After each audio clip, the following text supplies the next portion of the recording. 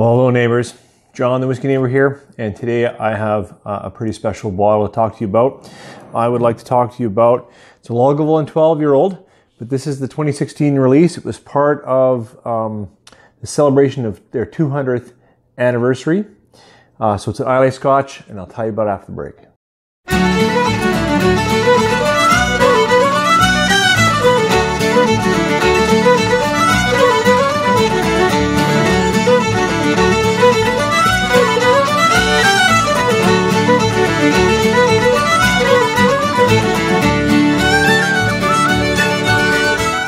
All right, so thank you for joining me at my kitchen table to talk about pretty awesome release here. This one is, to celebrate the Lagavulin Distillery in Port Ellen, Isle of Islay, 1816 to 2016. Oh, I should have, there's a signature there, 200th anniversary. This one is bottled in 2016. Now, they've been releasing a 12-year-old as a special release annually for some time. There's a 2017, 2018, and before that, I don't know how long they were doing it. I should have looked that up. But as I said in the introduction, this is an Islay Scotch in all that entails, right? So this means that there is going to be some barley that they've stopped in its malting by smoking it over a peat fire. Well, not smoking it, but heating it over a peat fire, and that peat smoke will have given character to that barley, and that character comes through all the way with Scotch. What's awesome about the 12-year-old, regardless of the year, is it's bottled at cask strength. This one is bottled at 57.7% ABV. And this is definitely a nicer Scotch than I usually review on my channel. And I'll tell you a bit about that afterwards. But let's get into the Scotch, because a lot of people just tune in and say, hey, talk about the Scotch. So gladly. First, how does it look? It's quite a light, almost a straw gold. I'm quite sure it's uncolored. No caramel coloring or anything in there. Now, if you don't like peat or smoke, you won't have that reaction. You'll think, oh, what is that smoky campfire? But if you enjoy peat, this is a nose that is welcoming. It's actually quite sweet for me. So, that light vanilla sweet, honey sweet, and it's like that sweetness is tumbling into a nice fire. This is not, what's happening. I suppose if you're not used to peat, there is maybe a medicinal edge, but no.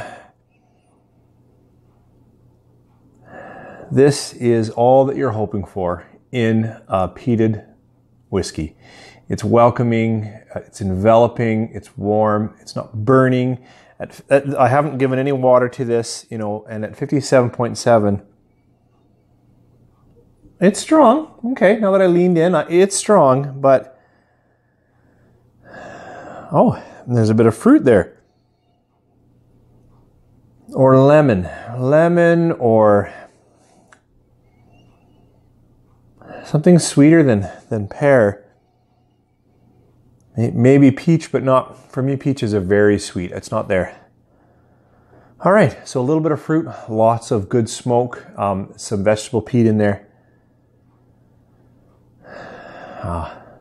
Smells like we should take a sip.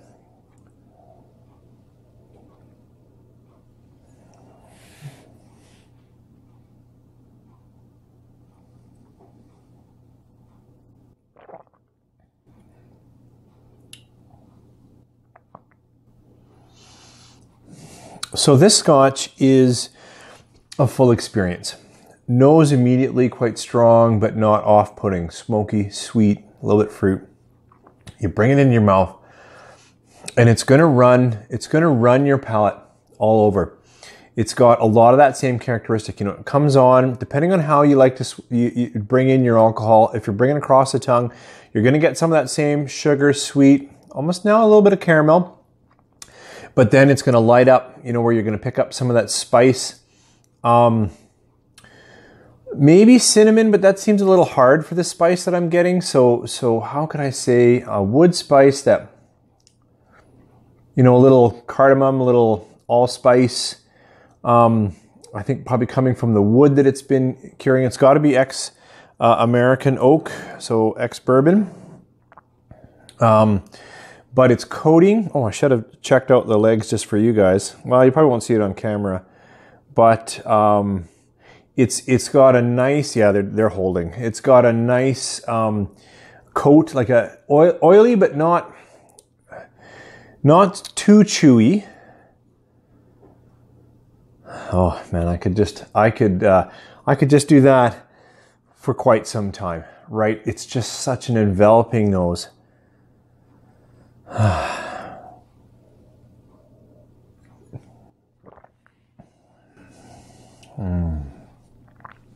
But you know, a little bit of lemon there, a little bit of citrus, I would say.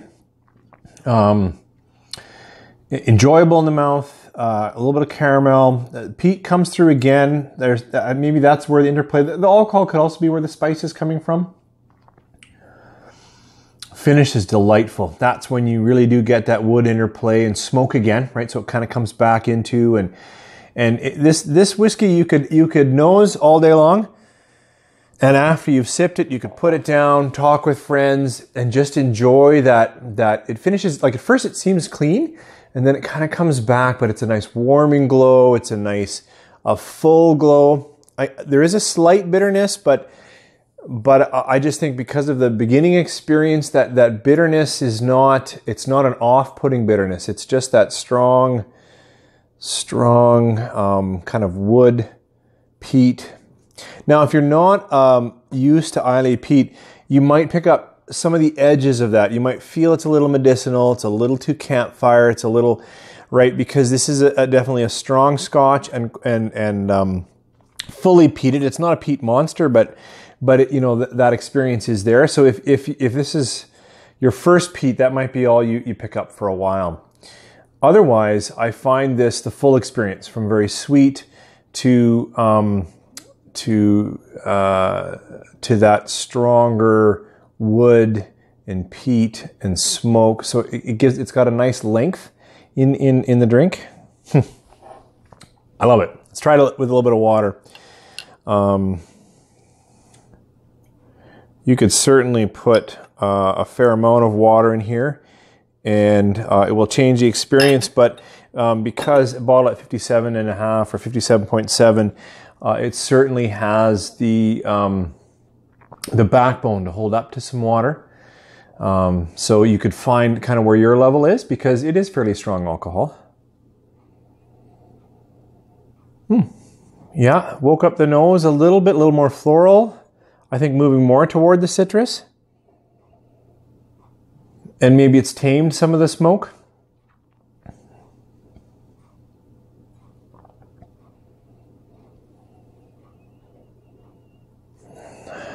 Yeah. Yeah. Can get a little more of that honey, a little more citrus. Still good.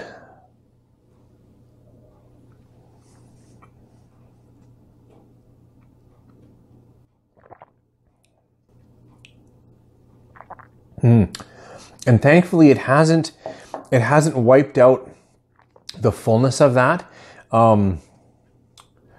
Boy, I typically don't water a lot of my well put together scotches, even if they're pretty strong. But I must say that's delicious. It made it a little fruitier, a little brighter, but it still feels fully coating and definitely still beautiful, beautiful finish and enveloping. Look, a couple of things. If you've just tuned in, if you've never had Lagavulin, this is pretty expensive, and I think you'd like the freshness of the 8, or you know, look for the 16-year-old, because it's really a great value for what it offers, and something that certainly I go to quite often. This bottle is unique. This bottle costs more, obviously. but for me, for what I like, and there, even the spice came late there for a minute. My tongue just kind of went, woo, in all the good ways. So this expression, for me, for what I like to find in Scotch, is awesome. So for me, this is a 5-star whiskey. It's one of the few that I give 5 stars to. So I only rate out of 5. If it point scale, like this is a 93. This is a lovely, lovely bottle. So now I'm going to talk a little personally for those that maybe follow the channel longer, know me a little more, or just want to just hang around for some conversation. So first of all, I want to thank the school I was at last year. I was principal there for 5 years, and this was their gift to me and parting. And what a wonderful gift. Normally I wouldn't be able to, in good conscience, reach for this bottle and pick it up. So as a gift, it's just fantastic. So thank you so much. Also, for those that maybe follow the channel, like I don't typically rate, like this sits around 150. I guess it's not, it's not crazy price. Really, it's for what it is, it's a good price. But my channel, like when I started this, I typically was looking for, what's the best $50, $60 bottle of Scotch? And I get asked pretty often, like, okay, I'm just starting to drink more whiskey, and I've been drinking, and honestly, I'm in Canada, and a lot of it is kind of that $20, $30 bottle, which is fine for what it is. Probably can make good cocktails, and some of them actually, I can sip. They have some good flavor. And then they're like, well, like, should I buy the $200 bottle? Like, where is it worth? Where is it worth it? And I have to say, a bottle like this would be worth saving up for if it's a single, like once a year. You're gonna reach for something special, even though it's 150. But I will say there's actually quite a few great expressions around that $60 range. More in other whiskeys, more in Canadian and whatnot, although that's getting harder to find too. Usually $80, 80 is kind of your sweet spot for finding some pretty amazing whiskey. And then and then you never know, because I was just listening to Mark Gillespie, and he was reviewing, what was it? It was a pair. It was the twins released. It was like 60-year-old Gordon MacPhail had some Longmore. Was that it? Anyways, and I really respected it because he had just reviewed some other whiskey that was pretty nice, and he gets a lot of great samples. So a lot of his are way up there in the 90s. And I think he sat those at 90 or something, and I thought that takes guts to pick up a bottle of 60-year-old Scotch, probably worth about 30, 40 grand, and say, this is good stuff, but it didn't, curl my toes and change my world. And I appreciate that, because the truth is, money doesn't always mean best Scotch. But, the distilleries behind this know when they have good liquid.